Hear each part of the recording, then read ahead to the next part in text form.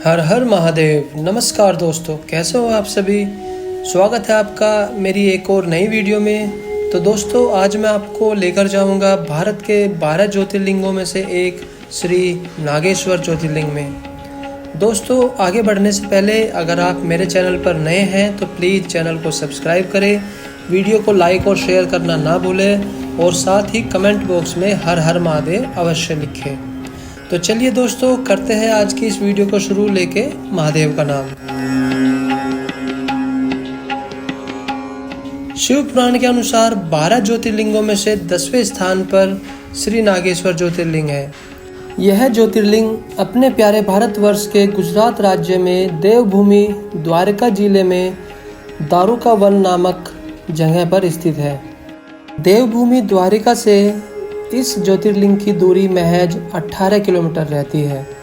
तो चलिए बात करते हैं कि आप श्री नागेश्वर ज्योतिर्लिंग कैसे पहुंच सकते हैं। श्री नागेश्वर ज्योतिर्लिंग पहुंचने के काफ़ी सारे साधन और काफ़ी सारे मार्ग हैं। अगर आप रेलवे के द्वारा, ट्रेन के द्वारा श्री नागेश्वर ज्योतिर्लिंग पहुंचना चाहते हैं तो यहाँ का जो निकटतम रेलवे स्टेशन है वो श्री द्वारिका में है। भारत के बड़े बड़े शहरों से श्री द्वारिका के लिए डायरेक्ट ट्रेन आपको मिल जाती है। तो आप श्री द्वारिका पहुंच सकते हैं ट्रेन के माध्यम से, और फिर वहां से आप बाय ऑटो, टैक्सी या फिर बाय बस आप श्री नागेश्वर ज्योतिर्लिंग पहुंच सकते हैं, जिसमें कि आपको लगभग आधा घंटा लग जाएगा। अब बात करते हैं, अगर आप फ्लाइट के द्वारा आना चाहते हैं तो यहाँ का जो निकटतम एयरपोर्ट है वो पोरबंदर में है। पोरबंदर एयरपोर्ट पर आप फ्लाइट के माध्यम से पहुंचकर वहां से भी बाय बस, बाय टैक्सी या फिर ऑटो के माध्यम से भी आप वहां से श्री नागेश्वर ज्योतिर्लिंग या फिर द्वारिका पहुंच सकते हैं। फिर द्वारिका से आप वापस श्री नागेश्वर ज्योतिर्लिंग तक आ सकते हैं।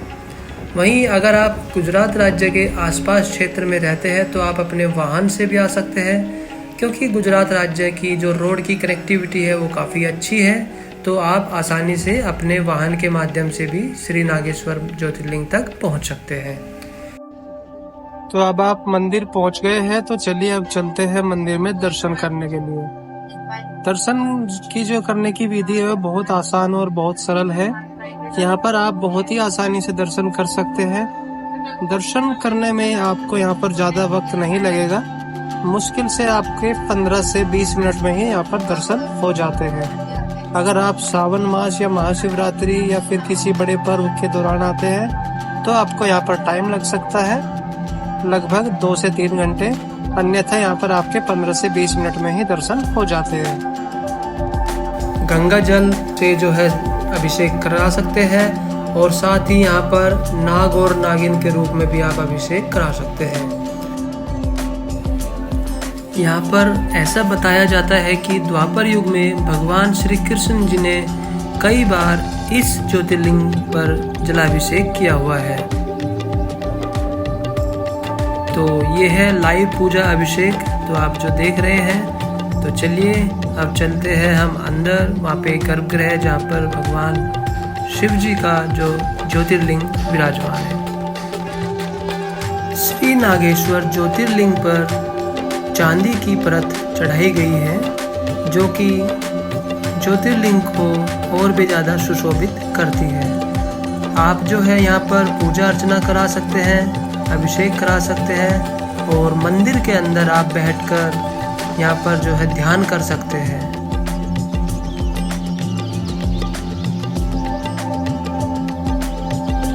मंदिर प्रांगण में ही आपको अंदर प्रसाद और नाग नागिन का जोड़ा मिल जाएगा, जो कि यहाँ पर पूजा के लिए चढ़ाया जाता है। तो चलिए अब जानते हैं इस ज्योतिर्लिंग के संबंध में पुराणों में वर्णित कथा के बारे में। एक बार की बात है, सुप्रिय नामक एक बड़ा ही धर्मात्मा और सदाचारी वैश्य रहता था। वह बहुत ही बड़ा शिव का अनन्य भक्त था। वह हमेशा भगवान शिव की आराधना, पूजा और साधना में लीन रहता था। उसकी इस साधना और पूजा से एक दारुक नामक राक्षस बड़ा ही क्रोधित रहता था।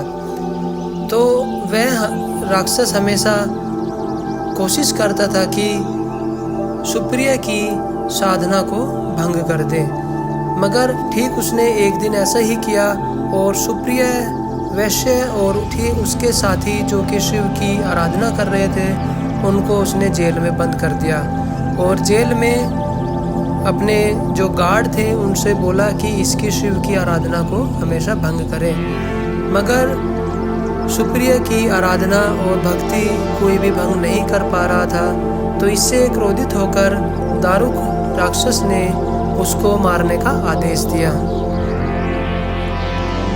सुप्रिया उसके इस आदेश से जरा भी विचलित और भयभीत नहीं हुआ और उसे पूर्ण विश्वास था कि भगवान शिव जी इस विपत्ति से उसे छुटकारा अवश्य दिलाएंगे।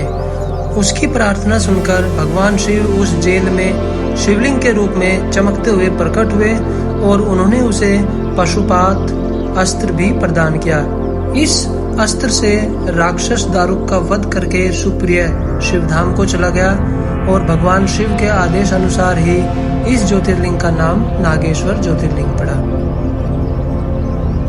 बाद में इस स्थान पर एक बड़े सरोवर का निर्माण हुआ और ज्योतिर्लिंग उस सरोवर में समाहित हो गया।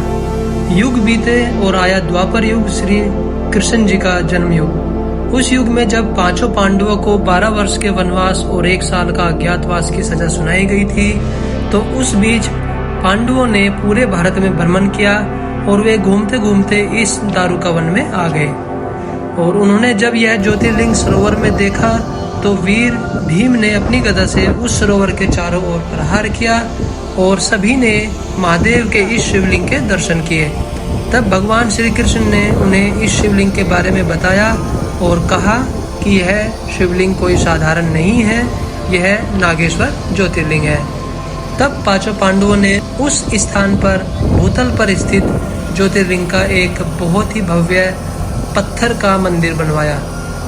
मंदिर के वर्तमान खड़े शिखर का पुनर्निर्माण अहिल्याबाई होलकर द्वारा किया गया था और हम इसे आज भी देखते हैं। हर साल मंदिर में लाखों की संख्या में लोग दर्शन करने आते हैं। महाशिवरात्रि के उत्सव पर यहाँ का सबसे बड़ा मेला लगता है और फिर 5 दिन के मेले के बाद यहाँ पर रथ उत्सव मनाया जाता है। अब ठहरने की जो व्यवस्था है वो नागेश्वर मंदिर के पास, वहाँ पर ज़्यादा आपको ठहरने की व्यवस्था उपलब्ध नहीं हो पाएगी, तो इसलिए आप जो है वापस श्री द्वारिका में आ सकते हैं।